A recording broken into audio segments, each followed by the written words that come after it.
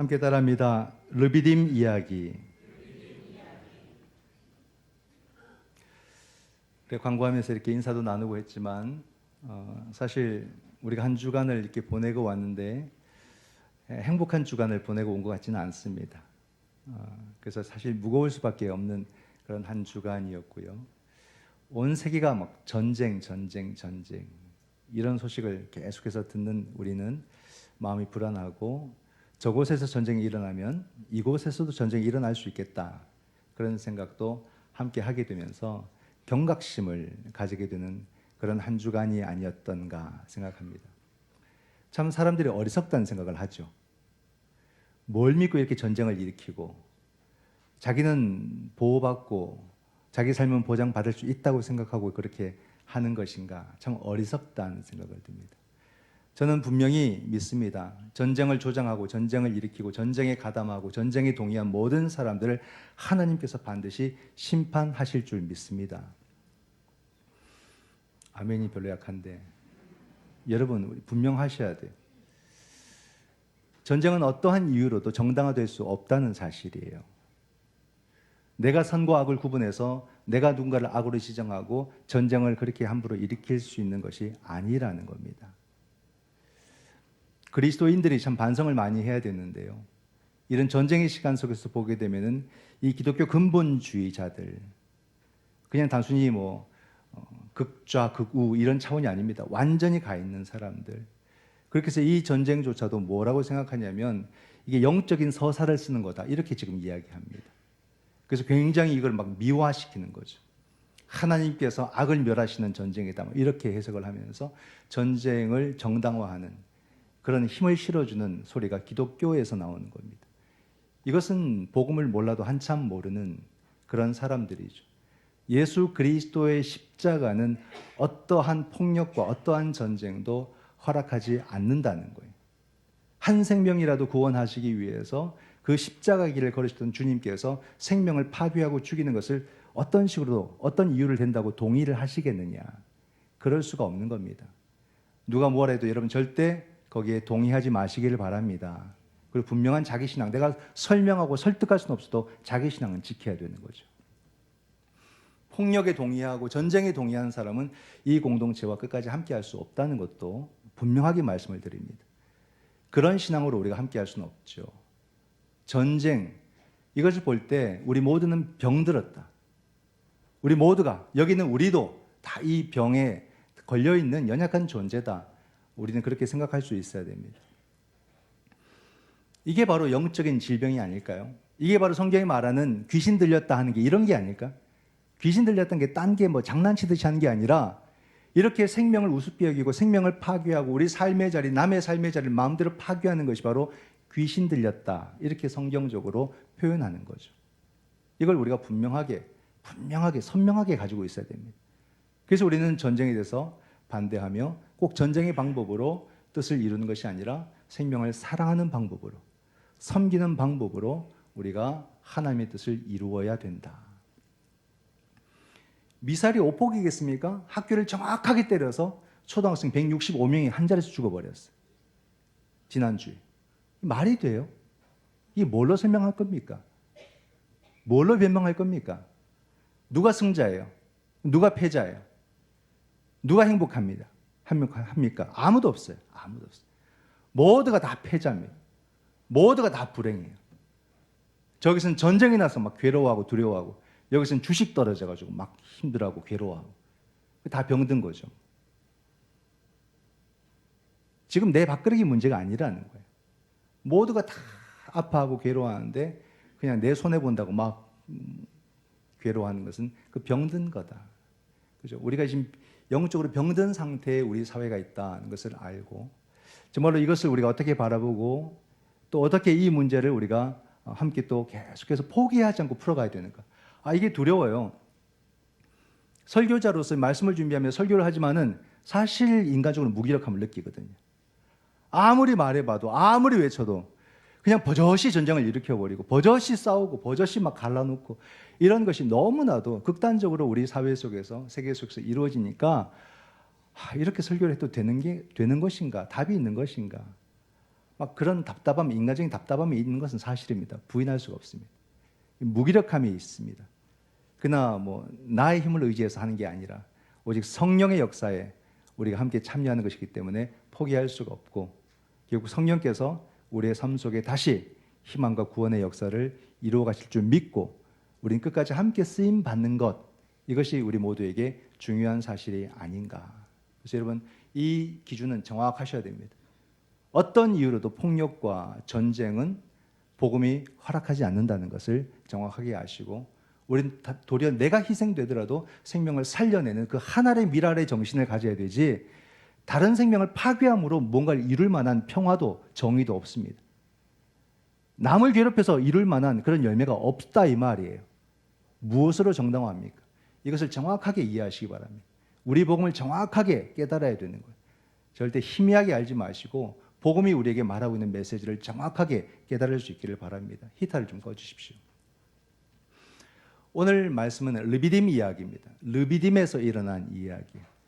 이 이야기는 바로 오늘 우리가 병들었다는 사실을 알려주게 되고, 그게 어떤 문제인지도 알려주게 되고, 그럼 어떻게 해야 하는지도 우리가 알게 되는 그런 본문이 아닐까 생각을 해봅니다. 르비딤의 그 백성들이, 이스라엘 백성들이 광야에서 이르렀는데 백성들에게 물이 부족했다라고 말합니다. 1절을 보시게 되면은 백성이 마실 물이 없는지라 하고 나오는 거예요. 물 문제가 이 백성들에게 생긴 겁니다. 근데 물 문제는 지금 여기서 처음 생긴 게 아니에요. 지금 17장인데 15장에 보게 되면 먼저 또 한 번 물 문제가 있었습니다.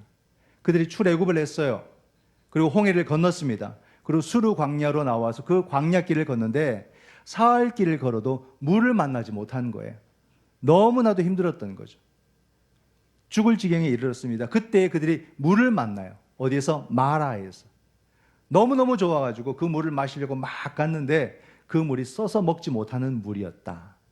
그러니까 백성들이 모든 원망을 모세를 향해서 던지는 겁니다. 막 아우성을 치고 모세에게 막 불평과 불만을 합니다. 그 모세는 하나님께 기도합니다. 그때마다 백성과 대적하지 않았어요. 돌아서서 하나님께 무릎 꿇었어요. 그래서 기도할 때 하나님께서 그에게 방법을 가르쳐 주셨죠.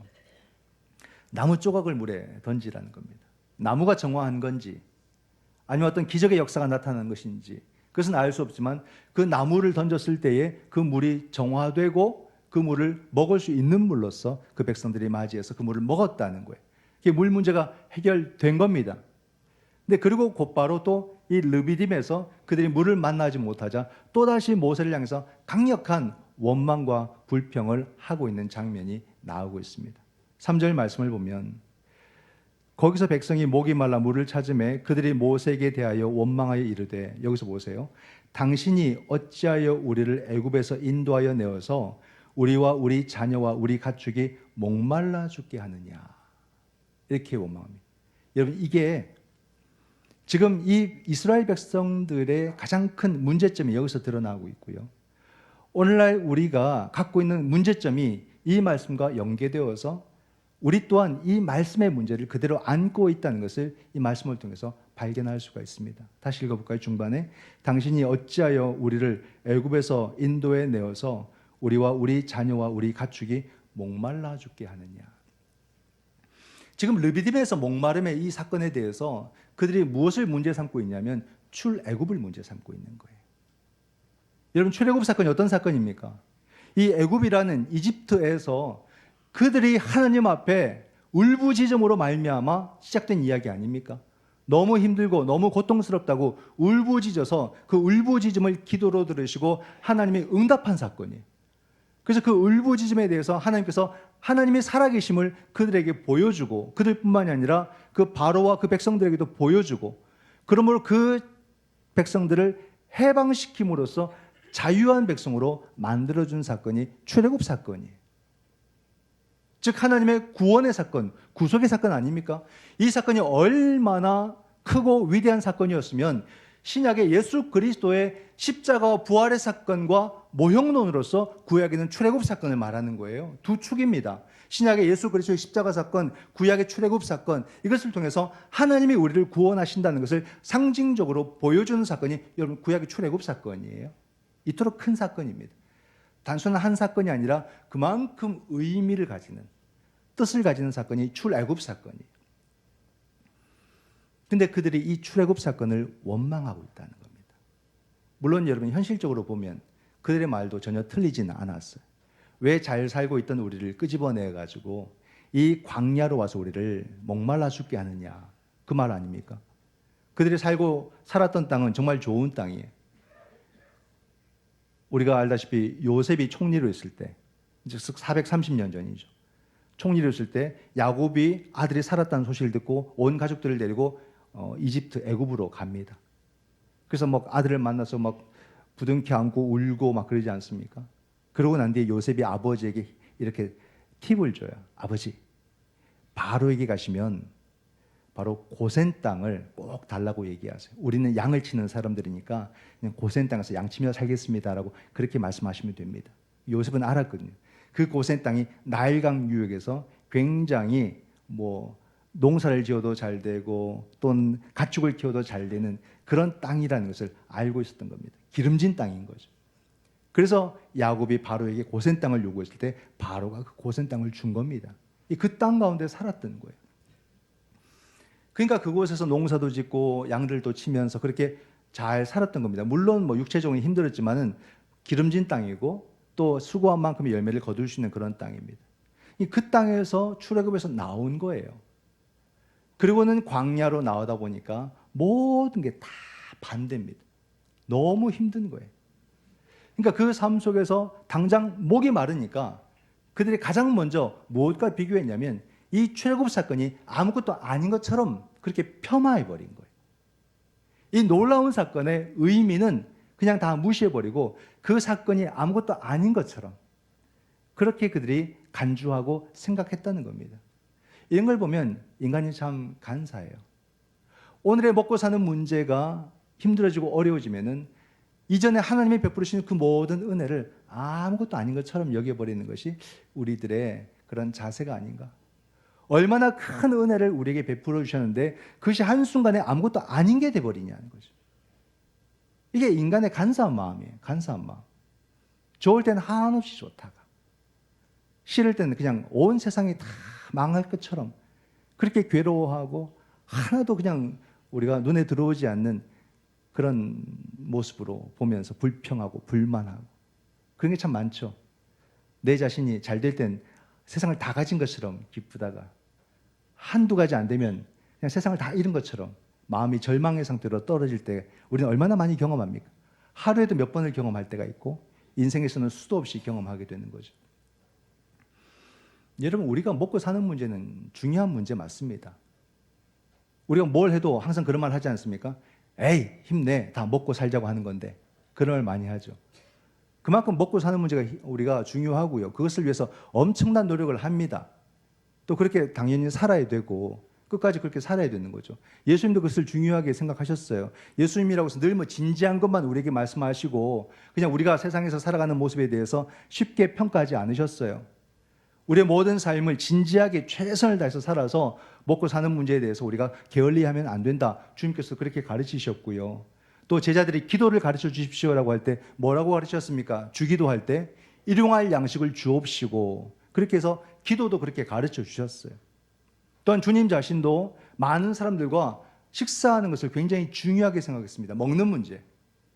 가난한 사람들, 죄인들, 또 소외받는 사람들과 주님은 항상 그들과 식탁의 자리를 함께 하면서 먹고 마시는 것을 중요하게 여기셨거든요. 그것이 바로 우리의 육신을 살리는 것이지만 또한 우리의 삶을 지탱하는 힘이 되기 때문에 주님 또한 먹고 사는 문제를 굉장히 중요하게 여기신 분이십니다. 우리도 예배를 드리고 나면 또 문 열고 나아가서 우리 식당에서 맛있는 식사를 하잖아요. 이 식사는 그냥 여러분 밥 먹고 가는 게 아니에요. 가는교회 담임 목사가 왜 여러분 꼭 우리가 점심은 먹읍시다라고 말하는 이유가 우리의 말씀과 식사와 또 티타임과 모든 것은 다 이어져 있는 거예요, 여러분. 우리가 말씀만 듣고 가는 것이 아니라 이 말씀이 우리 안에 체화되고 내면화되어야 되잖아요. 그러기 위해서 우리에게 필요한 게 뭐냐면 함께 교제가 필요한 겁니다. 먹고 마시며 교제하며 대화하면서 이 말씀 들었던 이 분위기가 여러분 그대로 가는 거예요. 이 말씀과 무관하게 대화가 안 됩니다. 한번 생각해 보세요. 이 말씀을 우리가 충분히 집중해서 듣고 식당에 가서 밥 먹는데 이 말씀과 무관하게 대화가 안 나오는 거예요. 못 하는 거예요. 이 말씀의 바탕에서 우리는 대화를 하는 겁니다. 사적인 대화를 하더라도 그 바탕에서 하는 거예요. 그리고 밥을 먹고 카페에 가서 커피를 마셔도 이게 다 하나로 이어져 있는 모습이에요. 그러면서 신앙이 구체화되는 거죠. 말씀이 내 삶에 구체화되는 거예요. 그러니까 굉장히 중요한 겁니다. 우리가 이것을 경험해야지만 또한 다른 사람들도 함께 먹고 마시는 것을 당연한 권리로 우리가 인정하게 되고 그것을 존중하게 되고 또 이 당연한 권리를 누리지 못한 사람이 있다면 우리가 섬김의 손을 베풀어야 되고 또한 그런 막는 제도가 있다면 거기에 대해서 저항을 해야 되고 이게 다 여러분 다 이어져 있는 겁니다. 그렇기 때문에 먹고 마시는 문제는 여기서 말씀을 듣는 것과 무관하지 아니하며 하나로 굳건하게 이어져 있기 때문에 우리는 먹고 마심의 문제를 중요하게 여기면서 살아가야 되는 거예요. 그러나 여러분 여기서 우리가 보게 되는 실수가 뭐냐는 겁니다. 먹고 마시는 문제가 아무리 중요하다고 해도 그 모든 것은 하나님의 은혜 바탕 위에 있다는 거예요. 하나님의 은혜를 무시하고 하나님의 은혜를 저버리면서 자기의 먹고 사는 문제를 말할 수는 없다 이 말입니다. 그렇게 할 수 있는 사람은 아무도 없다는 거예요. 내 먹고 사는 문제가 나에게 가장 중요하다고 해도 이 모든 것 또한 하나님의 베푸르신 은혜 위에 있음을 믿으시기 바랍니다. 은혜를 무시하고 은혜를 불신하고 은혜를 부정하고 은혜를 인정하지 않으면서 자기 먹거리를 생각해서는 안 된다는 거예요. 오늘 이스라엘 백성들이 저지른 실수가 여기에 있는 겁니다. 모세가 얼마나 힘들었겠어요. 물 문제가 생기면 누가 가장 먼저 고민하겠습니까? 지도자가 먼저 고민하는 거예요. 누가 가장 어렵겠습니까? 지도자가 가장 어려운 겁니다. 너무나도 힘들고 어렵죠. 근데 이럴 때마다 사람들은 모세에게 와서 모세를 원망하고 모세에게 손가락질하고 모세에게 욕하고 모세에게 돌을 드는 그런 모습을 보여줬단 말입니다. 우리가 지난 금요일에 성경 통독하는데 어떤 본문을 보았냐면 모세가 간절하게 가나안에 들어가게 해주십시오라고 기도했어요. 하나님께서 너 두 번 다시 이 기도하지 마라 그랬어요. 단호하게. 너에게는 허락되지 않았다. 그 느보산 어디에서 그냥 모세는 생을 마감합니다. 모세가 간절하게 가나안에 들어가고 싶었다 하지만 저는 그것은 모세의 그냥 큰 그림에서 그런 마음은 있었지만 날마다의 삶에서는 아니었을 것이다 이런 생각이 들어요. 맨날 같이 모세와 싸우러 다가오고 모세에게 돌을 들고 다가오는 그 사람들을 볼 때에 모세는 그 지도자의 자리를 내려놓고 싶은 그런 마음이 날마다 들지 않았을까? 주여 못하겠습니다. 여기까지만 하겠습니다. 홍해를 건너고 출애굽하지 않았습니까? 난 여기까지만 하겠습니다. 그런 기도를 날마다 했을 것 같아요. 그러나 그 모든 순간들을 또 자기의 책무로 알고서 그 소명을 감당하기 위해서 모세는 그 백성과 부딪히지 않았어요. 그 백성이 거칠게 다가올 때마다 돌아서서 하나님께 무릎을 꿇지 않습니까? 이게 모세의 인격이고 모세의 신앙의 크기입니다. 그래서 하나님 앞에 간절하게 호소하는 장면이 4절에 나옵니다. 모세가 여호와께 부르짖어 이르되 내가 이 백성에게 어떻게 하리까? 그들이 조금 있으면 내게 돌을 던지겠나이다. 여러분 우리가 살아갈 때 결국 우리 돈도 중요하고 뭣도 다 지위도 중요하지만 우리에게 자존심 중요하지 않습니까? 명예 중요하지 않습니까? 다 얻어도 내 명예가 다 그냥 깎이거나 자존심이 다 깎이면 우리는 그 어떤 것도 다 포기해버리는 또 그런 인생이 되지 않습니까? 정말 모세는 비참했을 거예요. 정말 수치스러운 그런 장면들을 많이 겪었을 것 같습니다. 그런 가운데 하나님 앞에 간절하게 호소할 때 하나님이 모세의 호소에 응답해 주셨어요. 어떻게? 모세야, 이스라엘 장로들을 데려와라. 장로들을 다 불렀어요. 그들과 함께 너는 나일강에서 너가 이렇게 뻗었던 지팡이를 들고 호렙산으로 가라. 그래서 갔어요. 그 호렙산에 가서 반석이 있으니까 반석을 치라. 그 반석을 치니까 거기서 물이 나오는 거예요. 참 신기하죠? 물을 내려면 차라리 그냥 흙을 파라, 우물을 파라. 그랬으면 우리가 이해를 할 텐데 반석을 치라는 거예요. 그 반석을 치니까 그 물이 나온단 말입니다. 놀랍게도 그 물이 나와서 백성들이 물을 마셔요.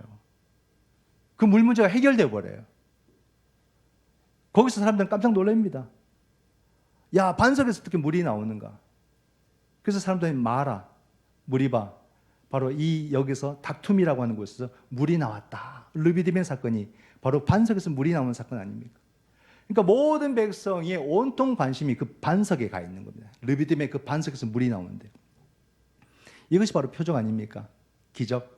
지난주에 니고데모 이야기 속에서 니고데모가 밤에 예수님을 찾아와서 예수님이 행하신 그런 놀라운 표적들은 정말로 칭찬받을 만한 일입니다. 막 이렇게 했던 이야기.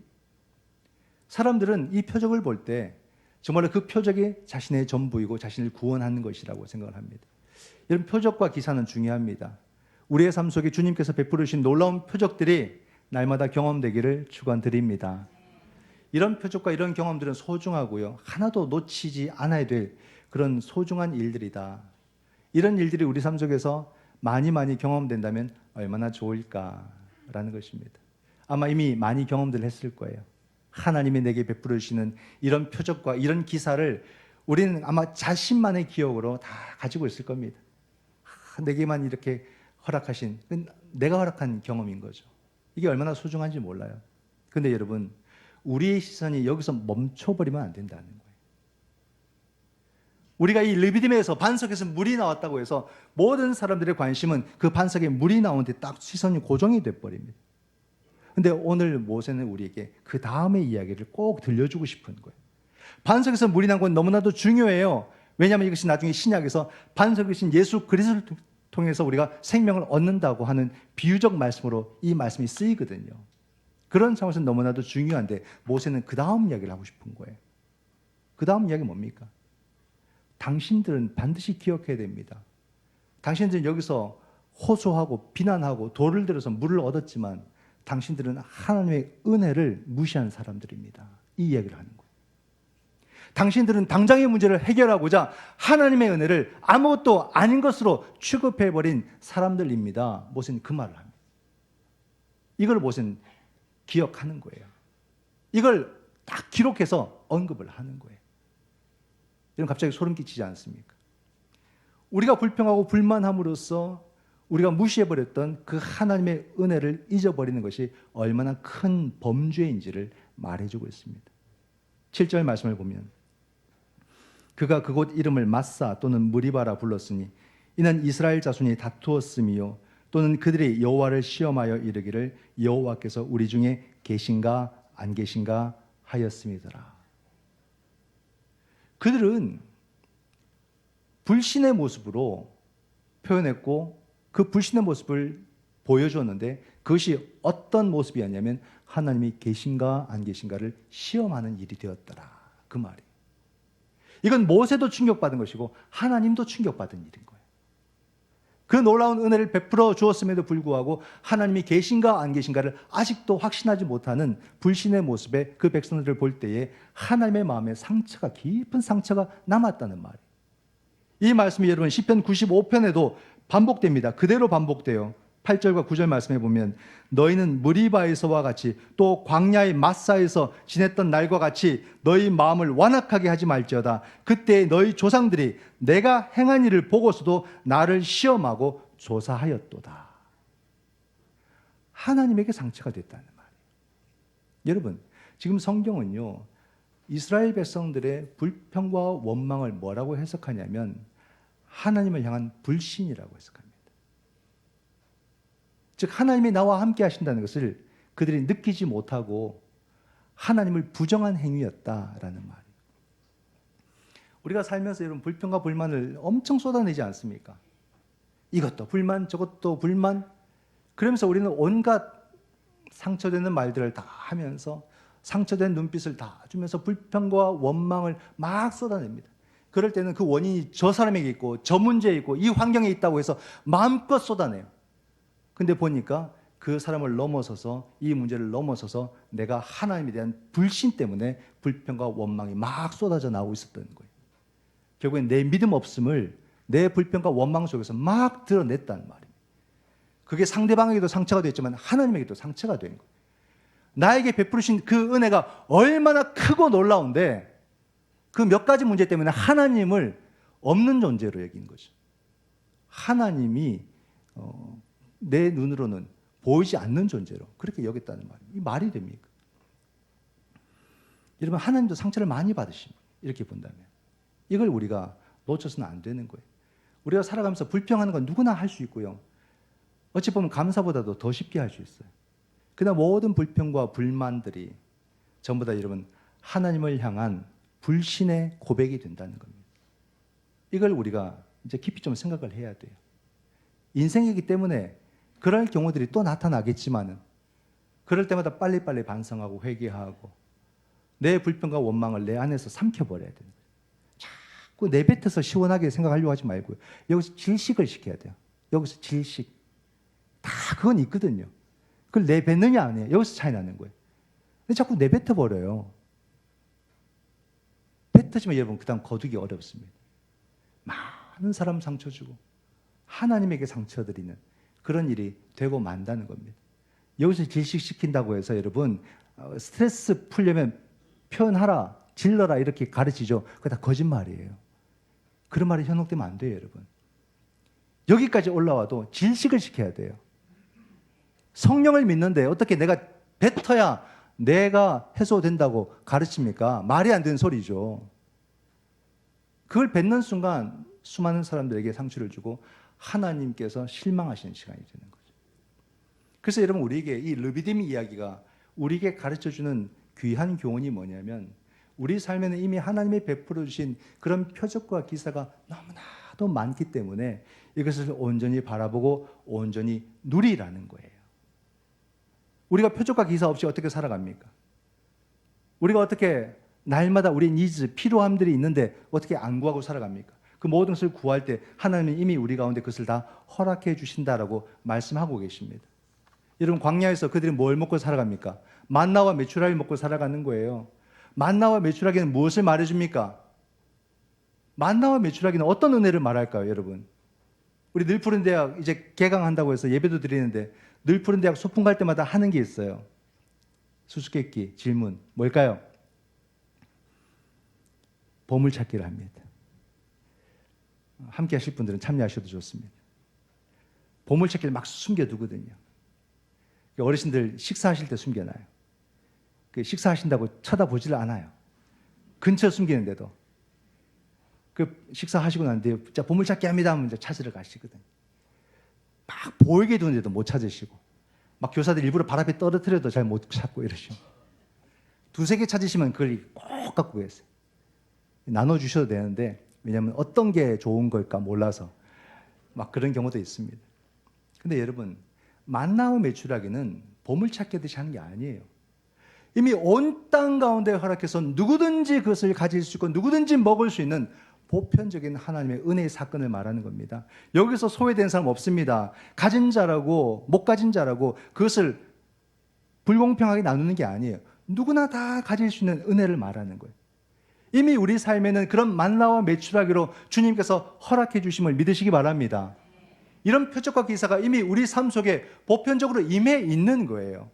이걸 보라는 겁니다. 그리고 누리라는 거예요. 그걸 즐기라는 겁니다. 생각해 보세요, 여러분. 내가 원할 때 밥 한 끼 먹는 게 그 얼마나 큰 은혜인지 가만히 생각해 보면 정말 좀 귀한 거예요. 물론 우리가 기본적으로 하루에 밥 3끼라고 말하지만 3끼 먹으면 요즘 눈치 좀 보이죠. 2끼 먹기도 하고 아니면 이제 1끼 먹기도 하지만 어쨌든 자기가 선택하는 거잖아요. 내가 먹고 싶을 때 먹는 겁니다. 그건 큰 은혜죠. 쉬운 예로 우리가 이런 건강검진을 하는 가더라도 혈액검사합니다. 아니면 뭐 대장 내시경 합니다 하면 음식이 그때부터 조절이 돼요. 금식하고 오세요. 그러거나 뭐는 먹지 마세요. 그럼 그때부터 불편해지는 거예요. 맞죠? 늘 내가 1끼 먹다가 2끼 먹다가도 갑자기 먹지 마라 하면은 불편해지는 거예요. 늘 일상 속에서 보편적인 은혜를 누리다가 그것이 제약받으면 그때부터 힘들어지는 거예요. 그게 일상의 은혜가 얼마나 큰지를 그때부터 느끼는 거죠. 그러다 아프면요 강제적으로 금식하게 됩니다. 그때는 고통에 들어가요. 물 한 잔을 여러분 쉽게 우리가 벌컥벌컥 마시는 게 얼마나 큰 복인지 느끼십니까? 제가 최근에 아플 때 제일 생각났던 게 어떤 것도 먹고 싶지 않았어요. 시원한 물 한 잔 외에는 없었어요. 물 한 잔만 먹고 싶은 거예요. 그게 지금 내 소원인 거예요. 다른 건 아무 생각도 안 나요. 아내에게 암만 말해도 아내는 안 주는 거예요. 간호사에게 좀 말해달라고. 간호사에게 말하니까 간호사도 자기가 결정을 못 하는 거예요. 하도 얘기하니까 간호사가 의사와 또 대화를 해서 조금만 드시라고. 억지로 제가 받아낸 거죠. 그 물을 조금 먹는데 얼마나 행복한지, 얼마나 좋은지. 아, 물 한 모금 이렇게 귀하구나. 어떤 교수님이 그런 얘기를 했어요. 대장암이 걸리고 나니까 방귀를 한번 뿡 하고 끼는 게 이게 축복인지 몰랐다는 거예요. 근데 항문이 막혀버리니까 방귀를 못 끼는 게 그렇게 힘들고 괴로운 일이다. 아, 이게 감사하구나, 감사하구나. 그걸 느끼는 거죠. 이 한겨울이 끝나지 않을 것처럼 느껴지면 봄이 오잖아요, 이렇게. 봄이 오잖아요. 계절의 변화가 당연한 게 아니라 이렇게 감사한 일이었구나. 참 너무나도 놀랍다는 거죠. 이게 이미 우리 가운데 베풀으신 하나님의 표적과 기사라는 말입니다. 이걸 누릴 줄 알아야 되는 거예요. 이걸 누릴 줄 아는 사람은요, 갑자기 벼락부자 된 거 꿈 안 꿉니다. 그건 우리 일상을 깨트려 버리거든요. 그냥 이 은혜를 온전히 누리며 살아가는 것, 이게 끊어지지 않는 것이 가장 큰 복이라는 것을 아는 사람은 갑자기 뭔가 잘 되는 걸 원하지 않습니다. 이것이 계속 가기를 원하는 거죠.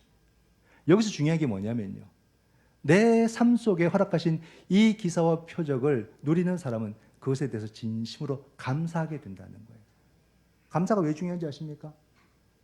감사를 할 때 비로소 그 삶의 불평과 원망은 사라지게 되는 거예요. 이 표적과 기사가 감사가 되면 불평과 원망이 사라진다는 말입니다. 이게 내 삶의 은혜인지 모르면 감사가 안 나와요. 감사가 안 나오면 그 자리를 무엇이 채웁니까? 불평과 원망이 채운다는 말. 근데 이것을 감사하게 될 때 어떤 변화가 우리 가운데 일어나냐면 비로소 내적 충만이 확 일어나요. 성령의 충만이라는 게 그런 겁니다. 여기는 결핍이 없어요. 남보다 상대적으로 더 잘 살고 더 잘 먹어야가 아니라 이 내적 충만에 이르게 되면 사람이 부럽지 않아요. 내 삶의 은혜가 넘쳐나는 거예요. 만족이라는 것. 그 만족의 은혜. 우리가 작은 것을 가져도 만족하는 사람은 얼굴에 환한 미소를 갖고 살아가지만 만족하지 못하는 사람은 무엇을 줘도 그 얼굴에 근심과 그늘이 있잖아요. 오늘날 불평과 불만과 미움과 다툼과 시기와 이 폭력과 결국 전쟁으로 갈 수밖에 없는 이 인생의 그 마음에는 무엇을 담고 있느냐는 겁니다. 그 내게 허락해 주신 그 은혜를 하나도 들여다보는 그런 눈도 없고 그런 능력도 없고 그걸 누리지 못하니까 감사하지 못하는 거예요. 내적 충만이 없는 거예요. 그러므로 그 마음속에는 뜨거운 모래와 뜨거운 이 돌만 가득 채우는 광야에서 그러므로 막 속이 타들어가는 겁니다. 그러니까 모든 사람을 적으로 삼는 거예요. 모든 사람을 공격의 대상으로 삼는 거예요. 르비딤에서 원망하고 불평하는 이 사람들과 오늘 이 세계, 전쟁하는 이 세계가 딱 이거 오버랩되지 않습니까? 똑같은 인생이다 이 말입니다. 내적 충만이 없는, 영적 충만이 없는 이 세상을 말해주는 거예요. 아무리 잘 살면 뭐합니까? 영적인 충만함이 없는데, 베풀으신 그 은혜에 대해서 감사할 줄 모르는데, 누리지 못하는데, 그러니 영적으로 메말라 있고 그들이 선택할 수 있는 것은 전쟁밖에 없는 거예요. 폭력밖에 없는 거예요. 이것을 우리가 믿음 안에서 극복해 가야 되는 거예요. 내 삶에 베풀으신 이 은혜를 감사할 줄 알고, 그러므로 내 안이 성령으로 충만한 그런 내 내면이 충만해진 것을 경험하게 될 때 우리의 모든 삶은 모든 생명들을 소중하게 여길 줄 알고 품을 수 있는 그런 그리스도인의 그릇이 영적인 크기가 되지 않겠습니까? 결국은 답은 여기서 나오는 거예요. 그러므로 오늘날 우리가 다시 무엇을 해야 될까? 우리 가운데 베풀으신 이 은혜를 온전히 바라볼 줄 알고 바르게 사용할 줄 알고 거기서 또 감사할 줄 알아서 내 삶에 충만한, 정말 충만이 뭔지를 느껴볼 줄 알아요. 그때 우리가 뭘 깨닫게 되냐면 나에게 모든 것을 허락하신 주님이 지금 나와 함께 하시는구나. 결국엔 여러분, 내게 무엇을 주셨냐가 아니라 그 주님이 나와 함께 하시느냐. 여기에 모든 답이 있다는 겁니다. 이 은혜를 우리가 다시 깨달아야 되는 거죠. 이것을 아는 사람은 먹고 사는 문제가 당장 어렵다고 해서 은혜를 부정하지 않습니다. 도리어 먹고 사는 문제가 힘들어질 때 도대체 뭘 보게 되냐면 내 삶을 굳건히 붙들고 계시는, 넘어지지 않도록 붙들고 계시는 성령의 은혜를 체험하게 된다는 말이죠. 우리의 삶은 오직 여러분 예수 그리스도의 십자가와 굳건히 이어져 있음을 믿으시기 바랍니다. 그 주님은 어디까지 우리와 함께 하시냐면 내가 살아있을 때나 내가 죽었을 때에도 주님은 산자와 죽은 자의 주님이 되셔서 나를 지켜주시기 때문에 몇 가지 삶의 문제로 절대 은혜를 부인하거나 부정하지 마시고 우리는 그 은혜에 감사할 줄 알며 감사로 어려움을 이겨내는 그런 능력의 종들이 다 되시기를 주님의 이름으로 축원드립니다. 아멘. 기도하겠습니다.